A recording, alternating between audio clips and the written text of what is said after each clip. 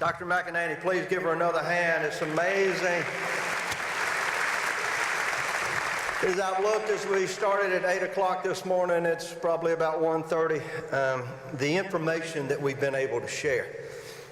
Having not only Dr. Carson here from Washington, D.C., but the president head of the American Medical Association. These are things that once would have been seen as difficult, if not impossible, to achieve in Mississippi. But here we are. We've just achieved them. We've talked about the achievements that have occurred in the state of Mississippi. 7 years ago, we had no new medical school. 7 years ago, there was no medical city. 7 years ago, very few companies, corporations had clinics within inside the walls of their manufacturing facilities. So much has happened. Now we've got to turn our attention to making sure that we have the very best physicians here, that they don't have to leave the state of Mississippi. So we are creating an infrastructure, just as we would with roads and bridges, an infrastructure that will maintain the high quality of health care that the very best physicians and nurses and practitioners and health care providers can assure. Now, I can tell you we're making progress. I was just looking yesterday online, perhaps it was this morning, Physicians Practice. They said this: the Magnolia State, Mississippi, was identified as being the most physician-friendly for this year of 2017. The number one state in Mississippi, or number one state in America, to practice medicine is right here in the Magnolia State. So we're going to keep sharing that information. I'll give you a list because I love to do this. Number one, Mississippi. Number two, a place called Texas. Right behind Mississippi, right behind that's Alaska, and number four, California, number five, Arkansas. So when you see your friends from any of those states and they start asking you about Mississippi, say, well, we're going to come out there and see if we can't help you guys understand how it is to be physician-friendly in the golden state of California.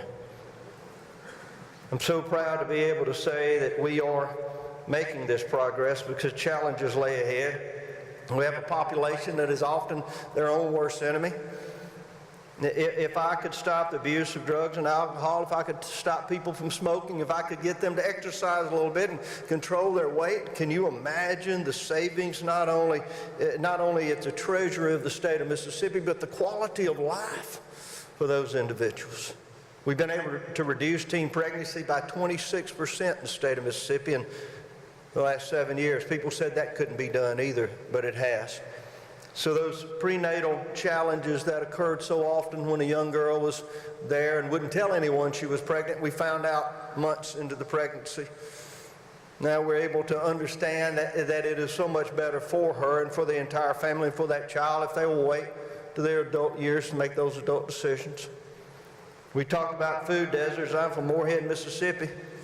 Back in Morehead and Sunflower County, we had these amazing things when I was a child. They were called gardens. And you could take seeds and plant them. Now, I haven't had a garden since I've been an adult. I made an agreement with the Lord one day. If he'd get me out of an okra patch, I'd never have one.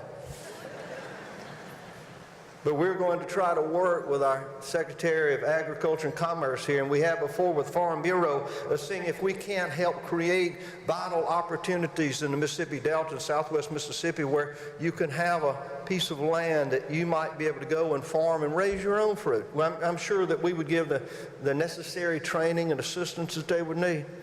But there are solutions to these problems.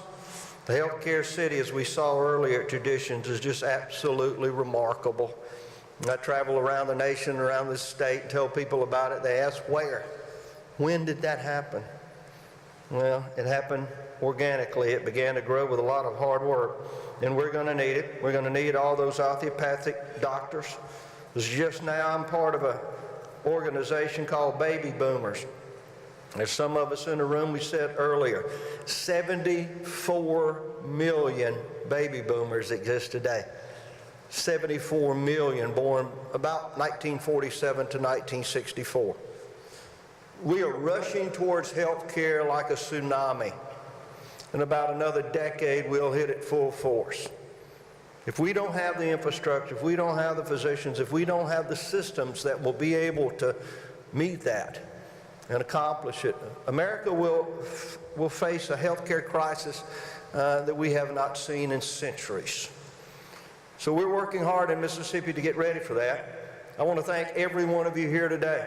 I want to thank MEC, Clay Hayes, all our sponsors, everyone in the room. What's unique about this particular event, everyone at every table within this room has had something to do with today's event. This is a participatory event, and y'all have all been great participants. So thank you. It has been about 5 years since we had one of these meetings, and we think that's about right, particularly since I've only had a year and a half to be governor. So 5 years from now, someone else will probably be up here, I hope they will, or sooner, telling you all the great accomplishments that have occurred in health care and in the individual health of Mississippians, because we are becoming a healthier state, and that is where we all hope to be. Thank y'all so much for being here. Have a great day. God bless you all.